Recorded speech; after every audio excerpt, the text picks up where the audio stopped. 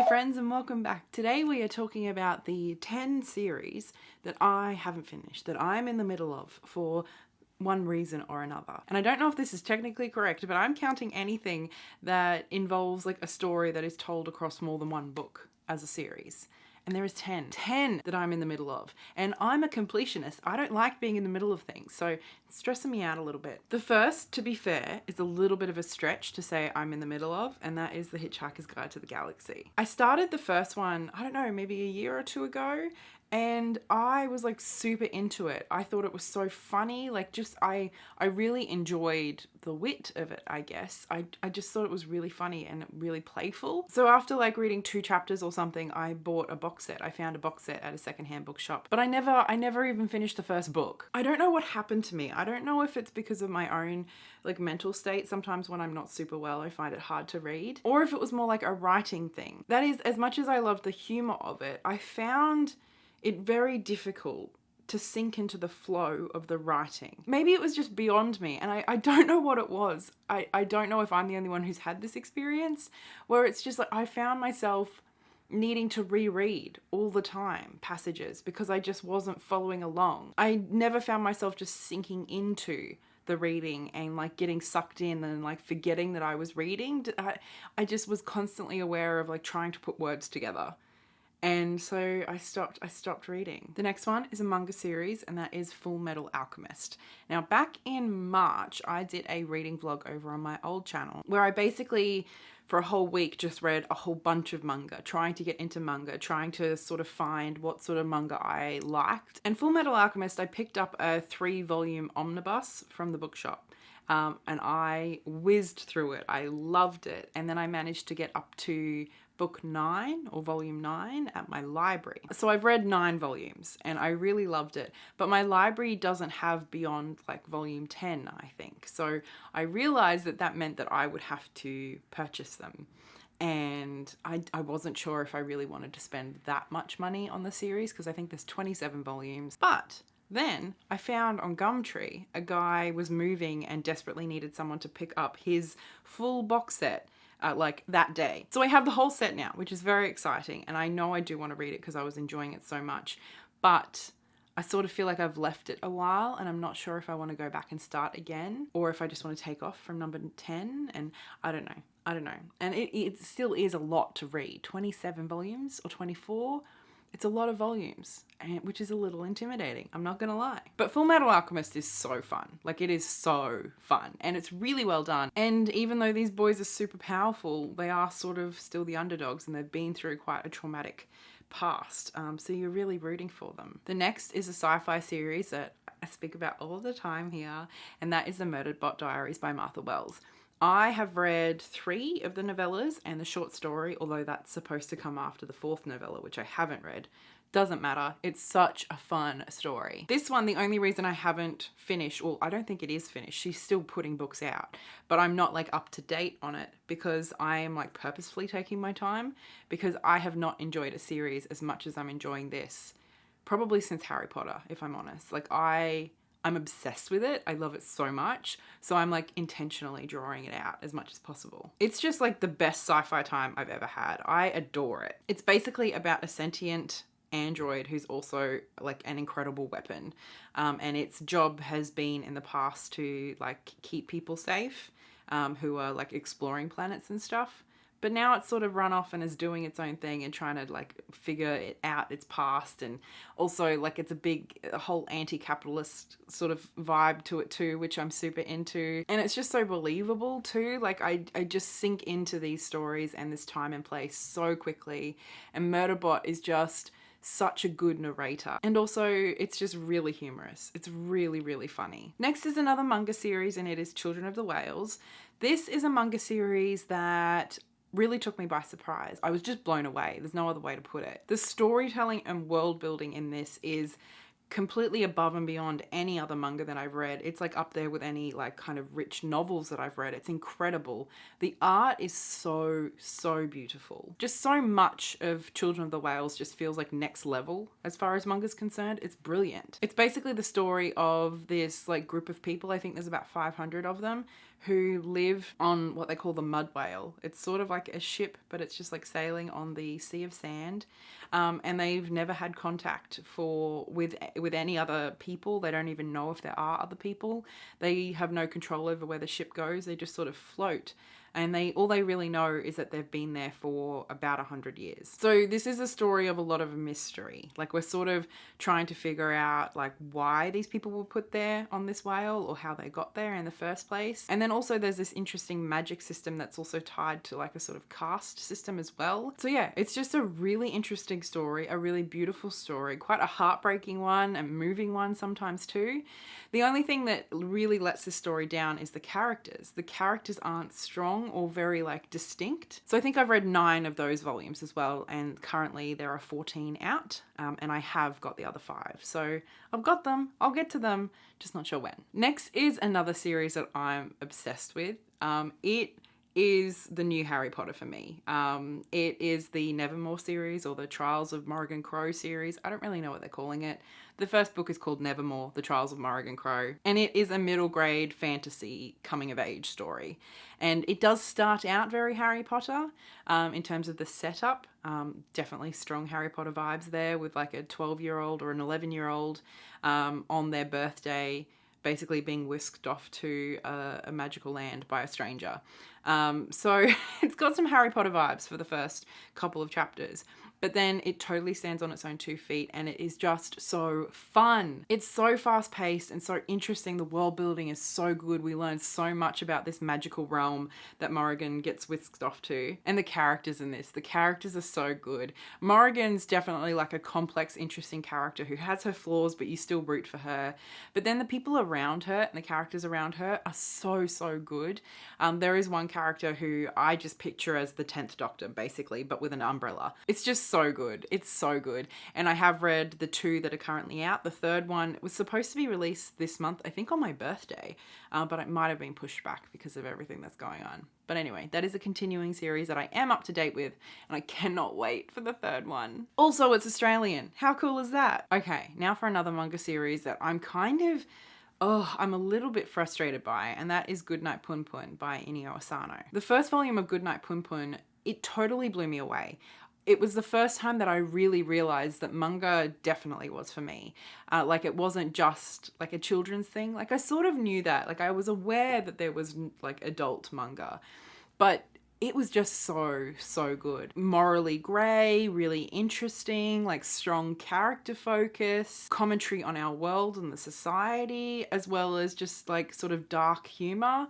Oh, so good. And now I think I'm up to volume 4 or 5. I honestly can't remember. I'd have to go and check. I have all 7. There are 7 volumes. And honestly, each volume has gotten less interesting to me. I think a big part of that is because even though the first volume was quite dark, it still had a humour to it. And for me, I feel like it's lost that humour. So it just sort of feels really depressing. And I've heard that that is very much like Inio Asano, and the other books that I've read by him are very atmospheric and dark. But at least with those, I sort of felt like maybe because they were one-shots as opposed to a series, I don't know, they felt more satisfying. Whereas with Goodnight PUNPUN, I'm losing interest. So I want to finish the series because I have it and because I enjoyed the first one so much. And I want to find out what happens to PUNPUN, although I have a feeling it's going to be pretty messed up. I do want to finish it, and I have them on my shelf to finish. But it's the sort of thing where I'm kind of like having to convince myself to read the next volume. Next, we have just a 2-book series, which I know is maybe a bit of a stretch including in here, but that is The 100-Year-Old Man Who Climbed Out the Window and Ran Away. I read this in a reading vlog over on my old channel earlier in the year because it was one of my best friends. It's her favorite book. And so I bought it with her like maybe a year ago, always intending to get to it. I finally read it and I did really like it in a lot of ways. And when I was reading it, I didn't realize there was a second book. And I'm not sure there was ever intended to be a second book until maybe after the success of the first. I don't know, it doesn't really read like there was a setup at the end. But this is one I'm actually not sure I will read. I do have the second book because I managed to get it for like $5. But as much as I enjoyed the first book, and I particularly loved like the first half. Basically just a story of misadventure after misadventure, and it's just really, it's quite funny. For me, it was too long. It was too long, and it just sort of like kept going, and also it felt like the author really felt the need to tie everything up and explain everything, and I don't know, for me it could have been like 150 pages shorter and it probably would have been like a 4-star book, or maybe even a 5. I don't know. So when I first heard that there was a second book, my first thought was, there's more of this? There was already too much of it and there's more? Princess Jellyfish. I bought the whole box set straight away because I was convinced I would love it. I've read 1 volume and I don't know how I feel about it. There's bits of it that I actually find quite frustrating, and I'm definitely not invested in the characters yet. I've heard wonderful things about this series, and it's basically targeted at like older teens and young women, I think, as opposed to girls. And it's sort of this story of like a bunch of women who have decided that they don't like men, and they refuse to adhere to beauty standards, but then it's like this playful spin on someone that they meet, and I don't know, like I liked the idea of the setup, but I was not all that engaged and the characters didn't win me over. So I have the whole damn box set, but I don't really care. Is that bad? I feel like I'll probably get to it at some point, or I'll sell the box set. I'm not sure. Another sci-fi series I've just started, which is Skyward by Brandon Sanderson. I received the first book in this series, Skyward, in the Wild Book Box, so I did a vlog of reading that. If you would like to see that, I'll leave it in the cards for you. And this is a book I honestly never would have picked up for myself, partly because I've heard like so much about Brandon Sanderson being like this high fantasy author, and also the book's quite chunky. I'm intimidated by both of those things, so I never would have picked this up, even though it is a sci-fi and it's more YA, so it's quite easy to read. So I'm so glad that the Wild Book Box sent this to me, because I really, really loved it. It was really fast paced, really fun, so easy to read, even though there was quite a lot of world building and we really had to learn a lot about this unique society. It never felt bogged down or like it was over explaining, but at the same time I never felt lost. It was just really well done, and his writing's just, I think my friend Sonia described it as transparent, maybe, where it just like you sort of forget you're reading words. Like he doesn't take the time to sort of incorporate super descriptive, flowery, beautiful sentence structure. Like it's none of that. It's just really clear and direct, and I think I really liked that. It was so easy to read. So this is going to be a 4-part series. So far 2 are released. I have read 1. I have bought the second though, and I don't know when I'll get around to it. Hopefully soon though, because it's so fun. This is a sci-fi series about a teenager, Spin, who wants to become a pilot. And the pilots in this society are really revered because they protect this society from an alien enemy who they don't really know anything about. But Spin's father was also a pilot, but he has kind of been shamed and is deemed a coward by the society, which is a really big deal. So Spin sort of lives in his shadow, and it causes a lot of challenges and problems for her. But it's just really good, and I was surprised by how easy a 500-page book was to read for me, and I actually sort of feel like that has boosted my confidence a little bit. Like I have noticed myself sort of being okay with picking up a 400-page book, where at one point, you know, a few months ago, I probably would have hesitated. Not to say that I never read 400 or 500, 600-page books, but very, very rarely, like maybe 1 or 2 a year, and I avoided it, you know what I mean? Whereas now, I wouldn't say I'd pick up a 600 or 700-page book, you know, just on the fly. But 400 doesn't intimidate me like it used to. Even 500, you know? I don't know. I'm feeling a bit more confident. Now, this next one might be a bit of a stretch because I don't know if other people would consider it a series. I do.